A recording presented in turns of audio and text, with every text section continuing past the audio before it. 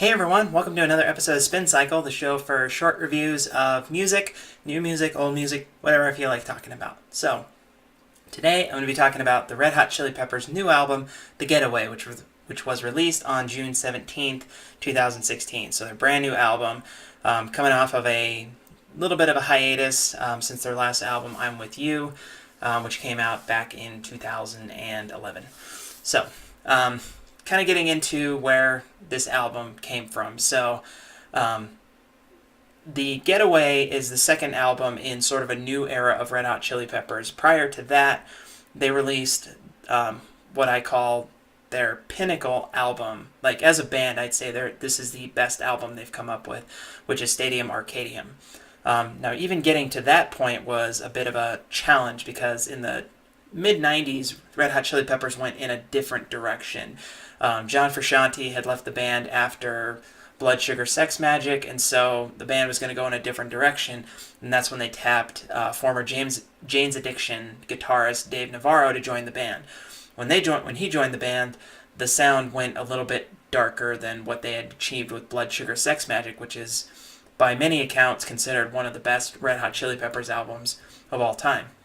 So, without John Frusciante, with Dave Navarro, the band was in kind of this limbo state, but then they ultimately fired him. John Frusciante came back to the band, and they came out with Californication, which is a rebirth in a sense for them, and an exceptional one at that.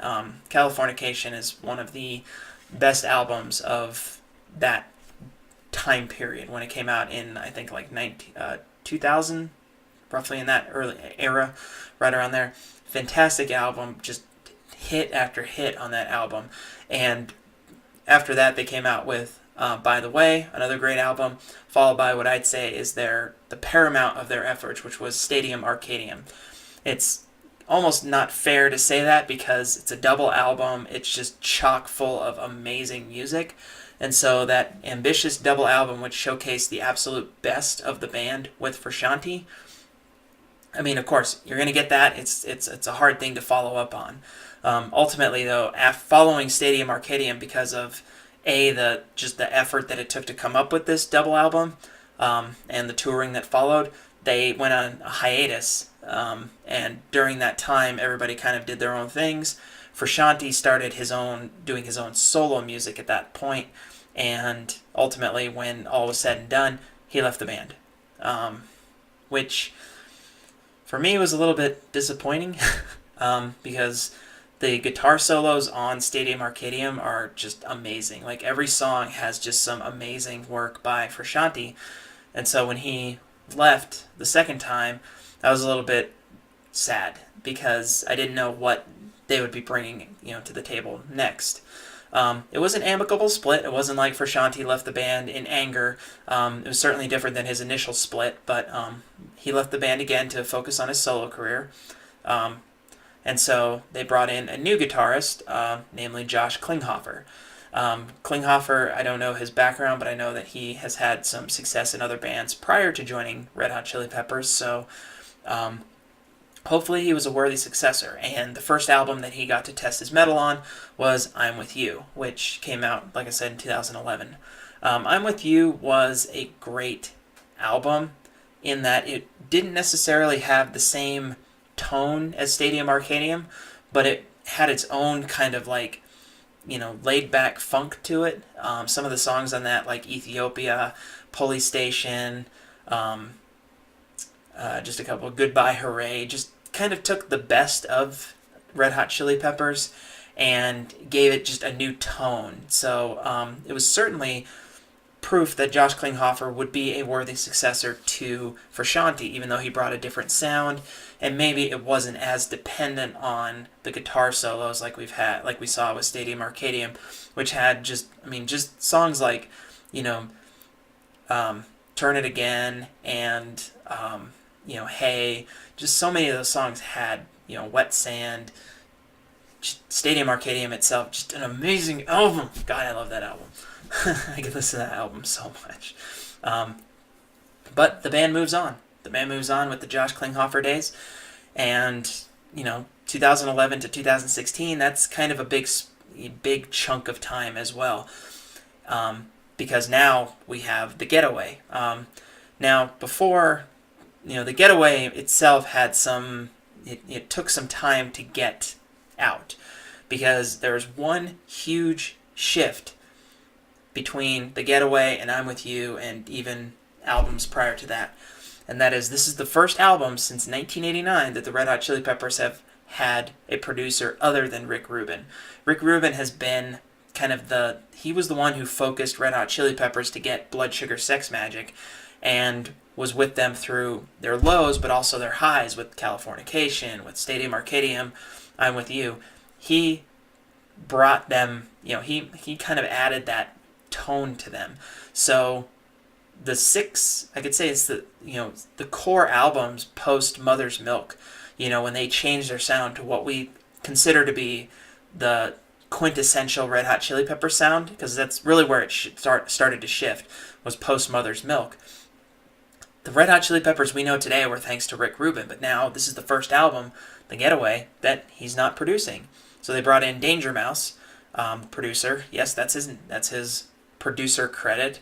I don't know his actual name, but he's been known for a number of other albums. He's worked with other major artists, including Jay-Z, Gnarls Barkley, Black Keys. So he's bringing in a little bit more indie rock and hip-hop influences into the album. So it's obviously going to change.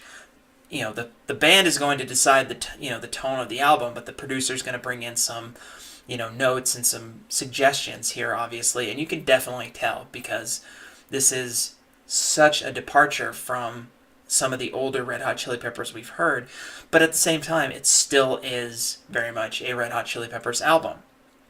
Tonally, it's certainly a lot closer to I'm With You than anything during the Frusciante era, and certainly anything with Dave Navarro or before, in the 80s, because Red Hot Chili Peppers has been around since, the early 80s. They've been a band forever, but it really wasn't until Mother's Milk and beyond that they started to get major notoriety, and especially Blood Sugar Sex Magik, which I think, reached number 3 on the Billboard charts, that they've really started to gain significant mainstream, appeal. And then, their renaissance in the 2000s really, really re-energized who they were as a band. But tonally, yes, it's much closer to I'm With You, so not as, it's, I guess the easiest way to say it is not as, musically just erratic as some of those other albums. And the erratic, I don't mean like erratic in the sense of chaotic, but just erratic in the sense of they could do so many different things and so starkly different songs. Whereas here, it's actually more cohesive. The whole album feels like, yes, this all could come from one album. Whereas with, Stadium Arcadium, there's songs that you could see being on Californication, songs on By the Way. So there's a lot more diversity on those, whereas this one is more cohesive, and that's a good thing in this case. The album really does showcase all the members of the band. It showcases all of their talents, from Kiedis' vocals to Flea's bass playing, Klingenhofer's guitar work. He does has a lot of great guitar work in this album, as well as Chad Smith's drumming. It's a complete album for a complete band, and just the music itself, it's funky, it's catchy, and as always, what we've come to expect from Red Hot Chili Peppers, lyrically, it's masterful. They just have a way with lyrics. Like their songs are so, you just like listen to the lyrics and sometimes you're like, I don't know what the hell he's talking about, but you just love it. You love hearing it, which is something that they've always brought to the table. If there's another aspect of this album that it's kind of interesting, is that of all their albums, this is probably the most soberingly mature album that they've had. Which, you'd expect for a band who's been around since, they've been around for 30 years. So with all the changes that they've gone through over the years, you would expect them to obviously mature their sound. But when I mean like soberingly mature, it's, like there is some almost existentialism in this album that it wasn't really apparent on their last album. Their last album felt like, a successor to Stadium Arcadium, but just with a little different tone to it. Whereas this one, there's something inside it. There's something much deeper inside this band, and it could be from that they're reaching an older rock stars. They're starting to get that sort of mortality aspect of it without sacrificing what they've always done so well. So it's an absolutely mature album and cohesive to a fault. So it's certainly something interesting about the Getaway. It's a fantastic album, no matter how you spell it.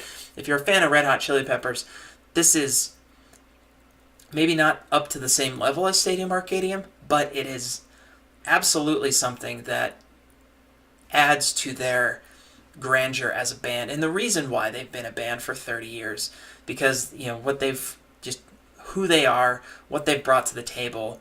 They're laying it all out here with some serious humanity as well. So some of the highlights from the album, the album opens up with the title track, The Getaway, which is just funky, it's catchy, it's almost like a 70s song, and that's not the only one. There's a couple songs on here that really do have that kind of 70s like guitar bass line that you could just imagine the block letters flying to the screen and somebody strutting down the street. I mean, it just has that kind of like funky groove to it, which it makes it a really good way to open the album. But even off the bat, they set the pace of this is not going to be a wild album. It's going to have moments where it does get a little bit aggressive and out of control a little bit, but for the most part, it's going to be grounded. It's going to be a little bit more mature.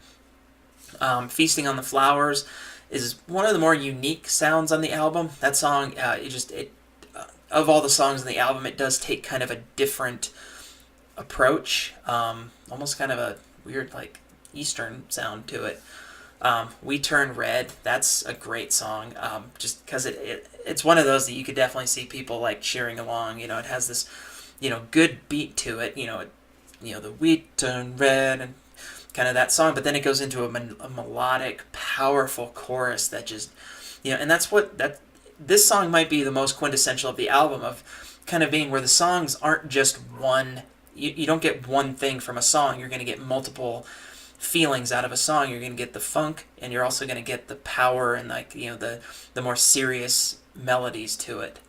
Encore, it's a great, soft, poetic, I like to call it like a road trip kind of song. It's a song I can imagine myself just like cruising down the highway, listening to the song and just feeling like, this is a smooth, calming song. It's just like, and that's a staple of Red Hot Chili Peppers. Every album has a song like this, whether it's Road Trippin' off of Californication or Midnight off of By the Way. They always have a song that you just like, it's, I call it almost like a California highway song, where you can just like listen to that song, with the top down, the wind in your face, and it's such a calming, great song, and Encore is a great version of that.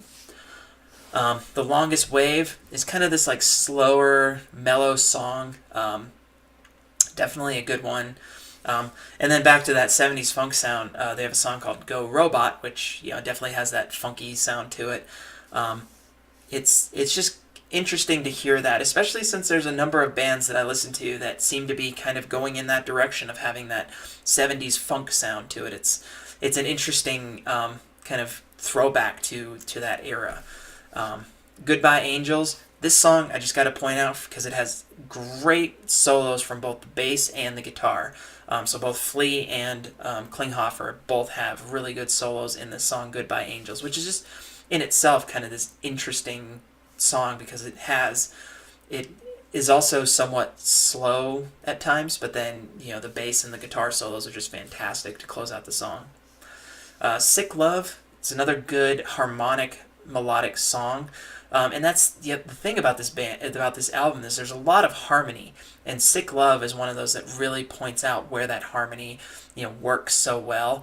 But it's smooth, it's melodic, it's another like kind of soothing song, not in the same way that Encore is, but just like this is a song that you can kind of nod your head to, enjoy a beer, something like that. Just a really enjoyable song.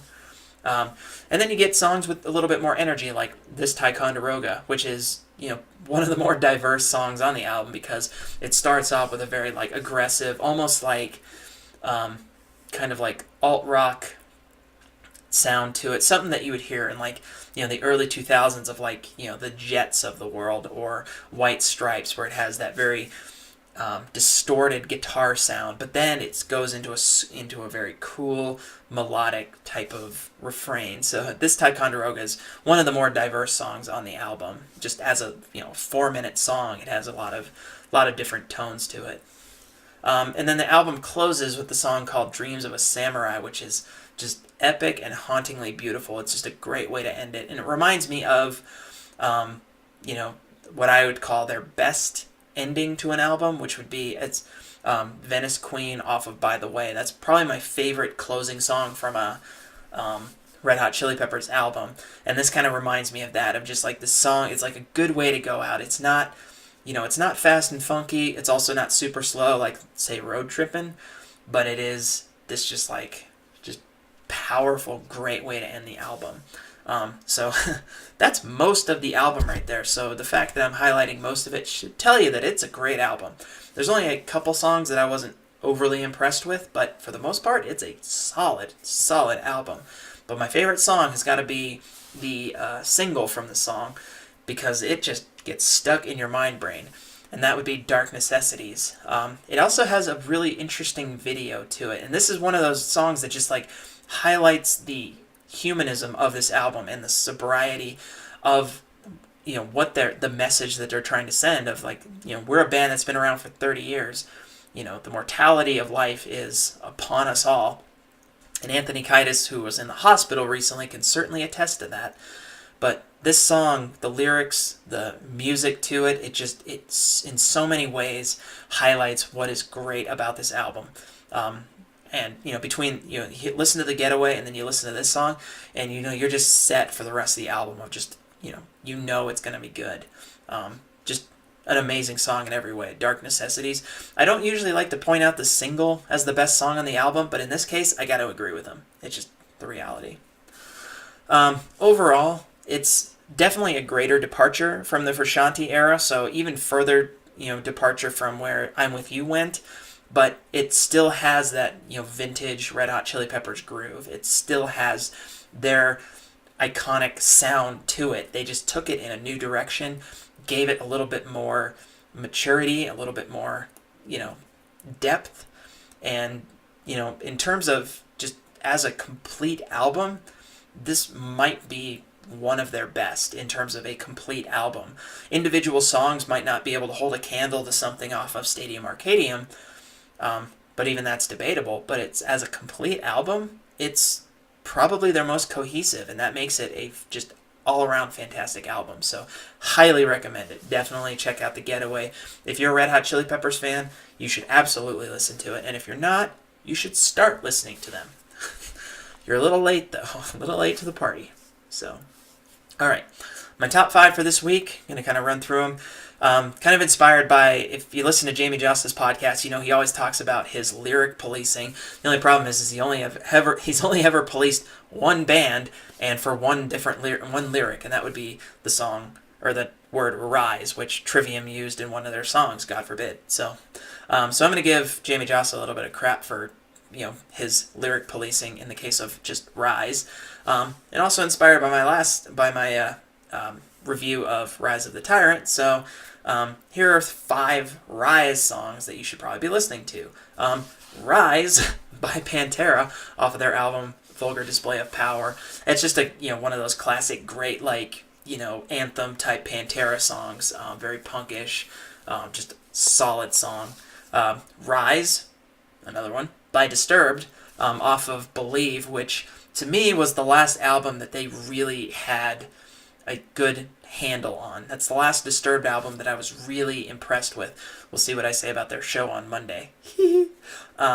"Again We Rise" by Lamb of God. That's one of those songs you could absolutely start a show with, and I think they did last time I saw them. Just a great Lamb of God epic. "Die and Rise" by Lacuna Coil off of Broken Crown Halo. That song is just flat out awesome. So if you like Lacuna Coil, check out that album, and "Die and Rise" is one of those songs that showcases the best of both Andrea and Christina. So, and then last, but certainly not least, and also not in English, Reise Reise by Rammstein off of their album of the same name. That's just a good, like, Rammstein has this fun way of, like, starting albums with the exception of Sehnsucht.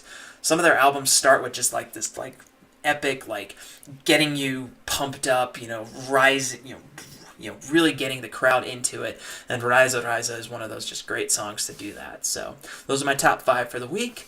Thanks a lot for watching this episode of Spin Cycle. Let me know in the comments what you think about the Getaway. If you've listened to it, tell me if you like it. If you don't like it, and if you don't like it, tell me why you don't, because I'd certainly like to hear other people's opinions on that. So thanks a lot for watching this episode of Spin Cycle, and I'll see you guys next week. Bye-bye.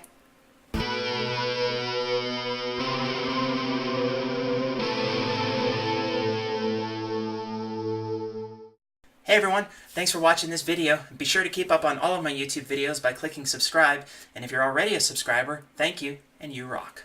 Also visit my homepage at dkessner.com where you can find out about all my various other projects, including my written works. How about that? You can also find me at my social media handles, so drop in and say hi. And again, thank you so much for all your support. Love you.